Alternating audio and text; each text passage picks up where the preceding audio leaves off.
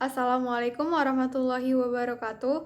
Perkenalkan, nama saya Maimanah Nabila Siregar, NIM 180301182 dari kelas Agroteknologi 4, Fakultas Pertanian Universitas Sumatera Utara Medan. Pada kesempatan kali ini, saya akan menjawab pertanyaan mengenai produktivitas kakao yang ada di Indonesia. Nah, apa aja soalnya? Mari kita lihat. Yang pertama, mengenai ekspor kakao dan sumbangan devisa produk kakao di Indonesia. Dari data statistik kakao Indonesia, ekspor kakao beberapa tahun terakhir mengalami fluktuatif. Naik turun peningkatan berkisar antara 6,48 sampai dengan 7,53% per tahun. Sedangkan penurunan mencapai 19,4%. Pada tahun 2017, total ekspor mengalami peningkatan sebesar 7,53%. Pada tahun 2013, total volume ekspor mencapai 414,9 ribu ton dengan nilai 1,13 miliar US dollar, menurun menjadi 354,88 ribu ton pada tahun 2017 dengan total nilai sebesar 1,12 miliar US dollar. Nah, ini adalah tabel dari negara-negara pengekspor kakao di dunia. Pada urutan pertama ditempati oleh Belanda, sedangkan Indonesia berada pada urutan ke-9. Mengapa demikian? Padahal Indonesia menempati negara ketiga sebagai penghasil kakao terbanyak di dunia.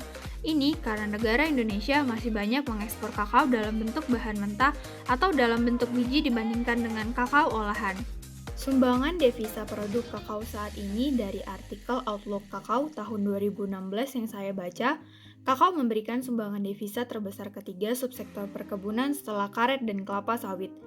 Pada peringatan Hari Kakao Indonesia tahun 2019, Menteri Perindustrian Bapak Airlangga Hartarto berkata bahwa pada tahun 2018, hasil produk kakao mayoritas 85% dari kakao beans, kakao butter, kakao liquor, dan kakao powders diekspor sebanyak 328.329 ton dengan menyumbangkan devisa hingga 1,13 miliar US dollar dan produk yang dipasarkan dalam negeri sebesar 58.341 ton atau 15%-nya.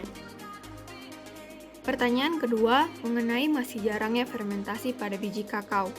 Dari jurnal Radot Manalu, fermentasi pada biji kakao masih jarang dilakukan karena kurangnya pengetahuan di tingkat petani terhadap teknologi pengolahan biji kakao dan belum adanya satu prosedur baku guna menghasilkan biji kakao kering yang berkualitas, dan keinginan dari si petani untuk segera mendapatkan uang pembayaran dari biji kakao menjadi salah satu kendalanya. Sedangkan jika biji kakao terlebih dahulu difermentasi, dianggap menunggu terlalu lama. Padahal, dengan melakukan fermentasi, para petani akan memperoleh nilai ekonomi yang lebih baik, dengan harga biji kakao yang lebih tinggi, karena melalui proses fermentasi akan diperoleh mutu biji kakao yang lebih baik. Nah, sekian penjelasan dari saya mengenai produktivitas kakao yang ada di Indonesia.